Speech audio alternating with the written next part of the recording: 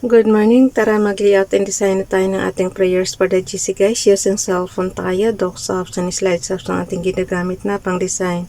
Pero na-layout ko na siya, kaya diretso na tayo dito sa ating slides apps para tuloy-tuloy yung pagbasa natin. Today is 28 May 2024.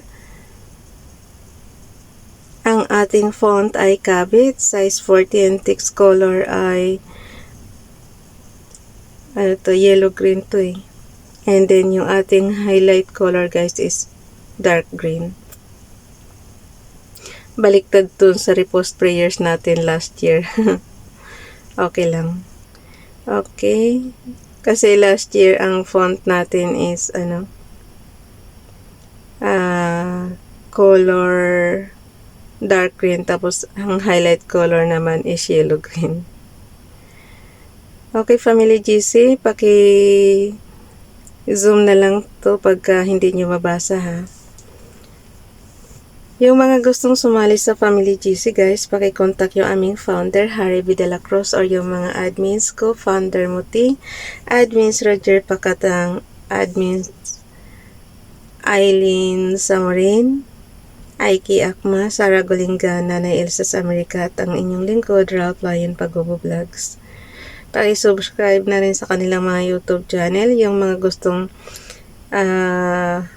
magpa-member dyan, i-add nyo lang guys sa GC natin, and then i-confirm na yan ng mga admins.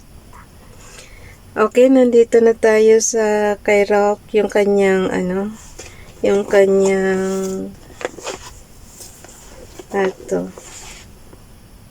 Hebrews prayers, pero galing to sa Hebrews Bible guys. Mishli, Proverbs chapter 3 verse 31. Envy thou not the Ishchamas, and choose none of his Drekim. What is Drekim? Tingnan natin sa ating kawikaan. Mishli is kawikaan yan. Chapter 31, chapter 3 verse 31. Buti na lang yung aking Bible, marami ng palatandaan kasi nabasa na natin to last kaya madaling buklatin. Chapter 3 verse 31. Tingnan nga natin. Huwag kang mainggit sa taong marahas, nilalakad man sa masama niyang landas. So Drekim is landas. 31. Nilalakad. Ulitin ko guys ha, ang Mishli is kawikaan sa Tagalog. Nandito tayo sa chapter 3 verse 31. Huwag kang mainggit sa taong marahas. Ishchamas is marahas.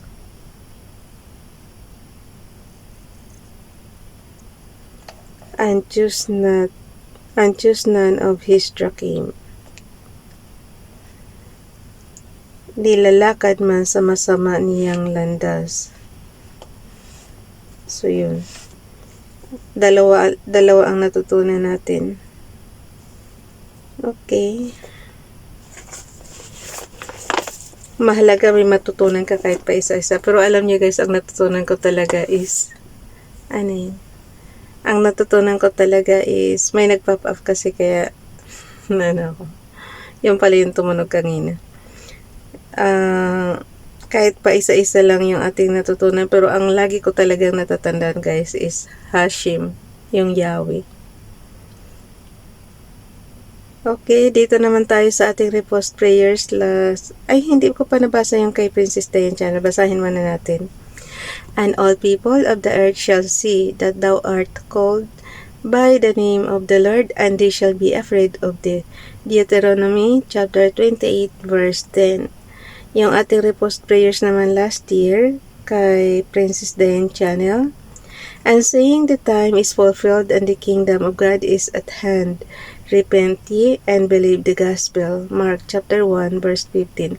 Alam niyo guys, kahit pa isa-isang verses lang kayo everyday, marami na kayong matutunan dito sa gospel. And then, maniwala lang kayo.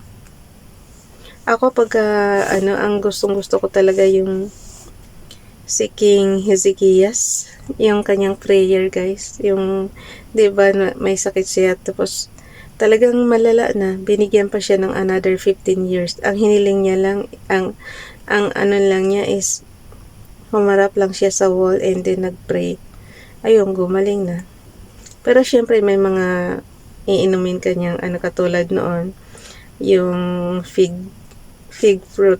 tree ba yun? Yung, pinapalaga sa kanya. Boil lang, tapos iniinom na yung magbasa lang kayo ng Bible. Ang daming medicine dyan.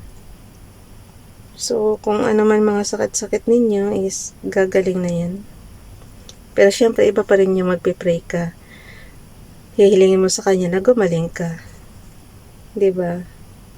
Kahit alam ni Father God yung kailangan mo, hilingin mo pa rin sa kanya, guys. Makipag-usap ka ba? Okay, dito naman tayo kay Ronilo Legaspi Vlog. Wilt thou not revive us again, that thy people may rejoice in this? Psalms chapter 85 verse 6. Kay Donali naman, paki-follow sa kanyang Facebook account, guys. Power prayer. Father God, I thank you for directing my steps today. I thank you for covering me with your almighty shadow. I declare and believe that no evil shall come near my dwelling, my family, my work, my body, and my thoughts. I revoke the evil. I revoke the devil from hindering my life and purpose. No storm, no demonic strategy, no offense, no pestilence, and no evil report will interrupt the blessings of God in my life. I release the love and wisdom of God into my heart and mind. Satan, take your hands off God's property.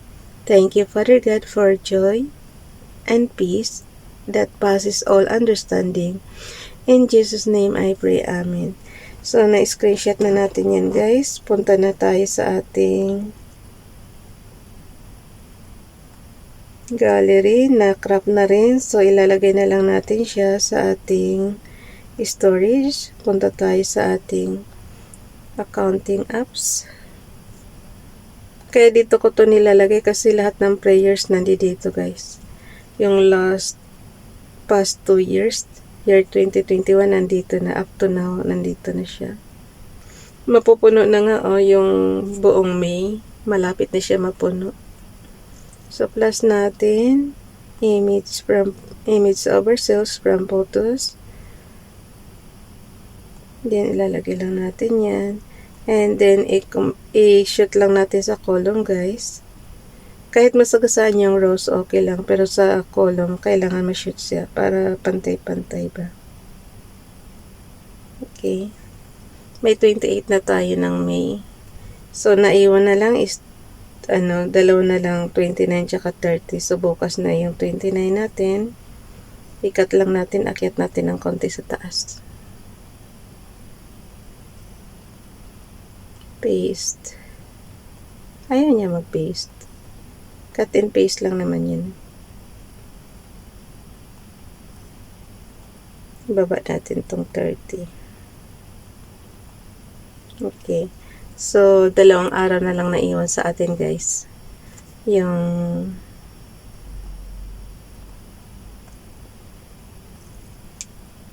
ayan na yung ating buong prayer ng 2 na lang kulang. 29 tsaka 30. So, balik tayo sa gallery. Kahit hindi ko ito ituro sa inyo, guys, alam niyo na naman to. Basta araw-araw nyo lang explore yung CP nyo, matutunan nyo yan. So, piliin natin yung, pag na-click natin yung graphics, piliin natin yung share. I-share natin sa ating chats, doon sa Family GC at sa lahat. So, type na natin today is 28 May 2024.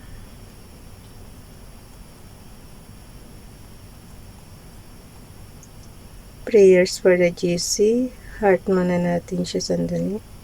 Prayers for the GCs from YTC's Ralph Lion Pakubu Vlogs, Princess Dayan Channel, pakisubscribe, Ronilo Legaspi Vlog. Yung mga gusto magpa-promote dito ng channel nyo, inbox nyo lang ako na inyong prayers, guys, and then isasali natin dito. Happy Tuesday na tayo ngayon, di ba? Ang bilis ng araw. Tuesday, everyone. Madaliin na natin at may trabaho pa tayo. Happy Tuesday, everyone. Good vibes and God bless. Yung sarili niyang prayers, guys, ano nyo na lang kay Father God, direct nyo na lang.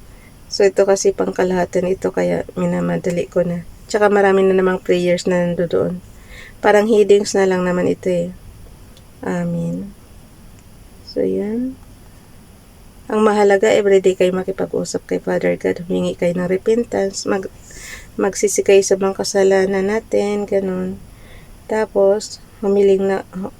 Kasi nasa, ano yan guys, maliligtas ka kung kaawaan ka ni Father God. Kaya ang lagi niyong hilingin, have mercy on me, Father God. So, yun. Sabi kasi doon sa sa Bible nabasa ko, awa ni Father God ang siya makakaligtas sa iyo. Kung kaawaan ka niya, maliligtas ka niya. Ililigtas ka niya. So yun, search na natin yung ating family. Marami akong binibigyan guys kasi para hindi lang sa natin. Ayun. Pumasok na siya sa kabila. Punta na natin yung kabila. Bye everyone. God bless.